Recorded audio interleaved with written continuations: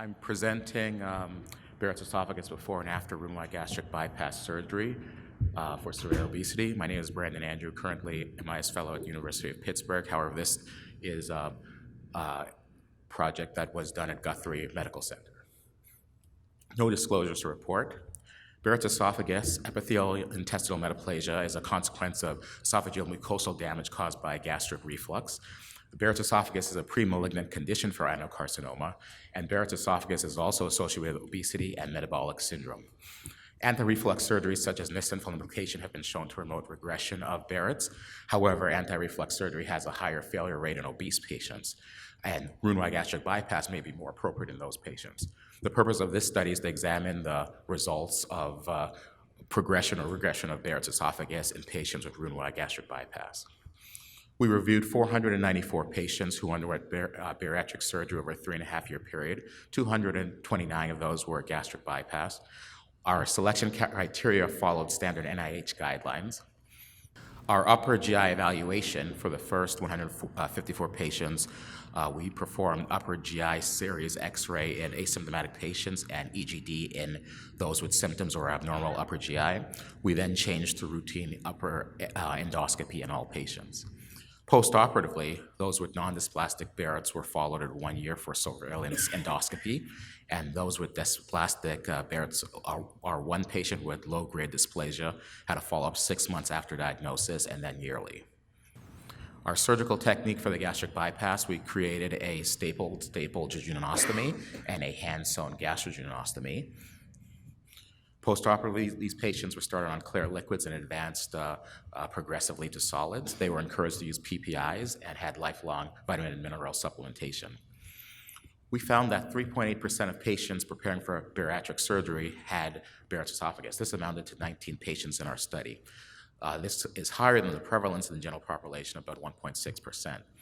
Our Barrett's prevalence varied by screening intensity. During the selective period, we found 1.9%, and during the routine endoscopy period, we found 4.7%. Interestingly, 47% of those found to have Barrett's were asymptomatic in terms of reflux disease. We performed a secondary histological analysis with 2 pathologists to confirm these findings. Of the 19 patients who were found to have Barrett's, all of them underwent room-wide gastric bypass at our suggestion. 14 of these patients had 1 year follow-up for a mean of 19.7 months. 6 out of 14 of these patients had histological regression of their Barrett's to normal esophageal mucosa. This was 43%. Importantly, no patient had progression. There was no new dysplasia, and the patient who had low-grade dysplasia had low-grade dysplasia on follow-up. In terms of their obesity, we found the 7% excess body weight at 19.7 months of follow-up, and we had a high compliance with PPI therapy. This is consistent with what we've seen in the literature. Sens in 2006 found a 42% regression of Barrett's after a 1-year follow-up. Houghton found a 40% regression of long segment B after gastric bypass. And more recently, Gordonier in 2016 found a 36% regression of Barrett's after gastric bypass. Our hypothesized mechanism for regression of Barrett's after gastric bypass is primarily elimination of most acid and virtually all bile reflux to the distal esophagus. The small cardiac-based gastric pouch produces virtually no acid, and almost all bile reflux is prevented from reaching the distal esophagus due to the room-wide anatomy. We also think weight reduction and reduction of associated inflammatory biomarkers, as well as consistent use of a PPI as a course of being part of a bariatric program, also plays a part.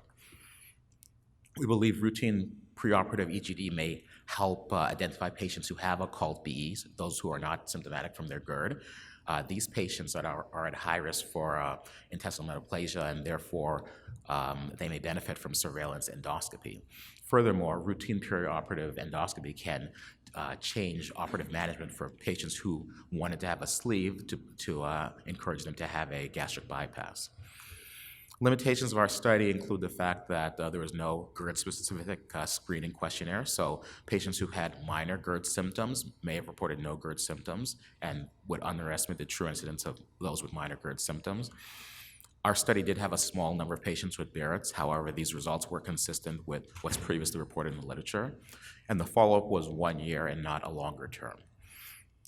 Longer-term follow-up would help better define outcomes of Barrett's after gastric bypass.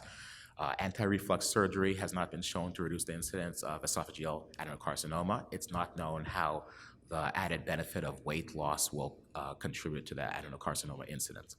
Finally, gastric bypass is not appropriate for all morbidly obese patients who have GERD or Barrett's because of the significant lifestyle changes and motivation to undergo those lifestyle changes that you need in when undergoing bariatric surgery. And so the main takeaway points are that Barrett's esophagus may be underdiagnosed in the severely obese patients. Routine preoperative EGD may be effective in identifying those who have Barrett's and are asymptomatic in terms of reflux, and those patients may benefit from a formal surveillance program. Gastric bypass appears to be an effective combined bariatric and anti-reflux surgical procedure, and gastric bypass achieved endoscopic and histological regression to normal mucosa in a substantial number of patients over a short-term follow-up. Thank you.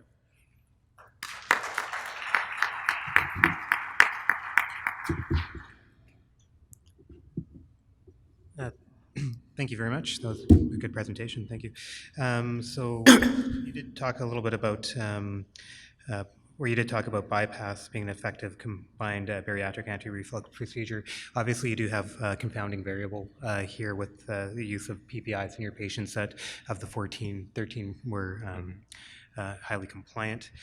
So you can't really conclude that it's the bypass that is causing your regression or improvement. You know, you could argue that it's a combined bariatric program and compliance to it. So what do you think moving forward is important to glean from this in terms of next steps, next studies? Where should you go from the results of this study? Right. I think it's important to follow these patients long-term, see and further endoscopy follow-up, whether they continue to have Barrett's, if there's better resolution. This is a very short time period, so you expect after having a reduction of acid for many years, you may see different changes in these patients, and I think that's the key thing to look at going forward. I have a question for you. Do you think there could be sampling error and misidentifying people who you think regressed from Barrett's might still have it? That's always a possibility. There can be a high variability in a pathologist's review of endoscopy samples. However, we had our study reviewed by 2 different pathologists to ensure that we had the most accurate assessment. The question from the front microphone. Ken Hollis, Houston. There seems to be kind of a dichotomous discussion between the GI literature and the surgical literature. I appreciate your very, very nice description of this, being that we are biopsying more and routinely endoscoping patients. We are finding a higher degree of Barrett's. We differentiate dysplasia versus non-dysplasia, but are you subjecting your patients to sequential 4-quadrant biopsies to determine length? So long segment, non-dysplastic, are you differentiating that? Or are you subjecting them to additional biopsies at outset prior to surgery to determine if you are sampling biopsy, whether it's Barrett's or not, is there truly dysplasia at some point? So how much are you, how detailed are you in the definition? Secondly, in non-dysplastic short segment, there seems to be a trend in GI to ablate these patients to allow a sleeve to be a reasonable operation for weight loss. Traditionally, however, bypass has been used. We agree with that. Is there any in your institution or in your experience, has there been any usage by the GI or surgeons who do ablation in ablating short segment, non-dysplastic Barrett's prior to bariatric surgery? Okay, thank you for both of those questions. So in terms of your first question, we did not sample them any more intensively than they would have been sampled to work up Barrett's esophagus in a GI clinic. We did a preoperative assessment and then followed those patients who had Barrett's 1 year afterwards. Patients with low-grade dysplasia following typical GI guidelines would have more intense surveillance. They would typically be followed at 6 months and then yearly, depending on whether there was dysplasia at those biopsies. So we pretty much stuck to that standard assessment. In terms of your second question, I think it's a very good point. Ablation can be a very effective treatment for patients who have non-dysplastic Barrett's. We didn't do that at our institution, but that may be something to look at in the future. I think it still may be better to perform a gastric bypass as opposed to a sleeve in patients who have reflux disease, because a sleeve is known to worsen reflux disease.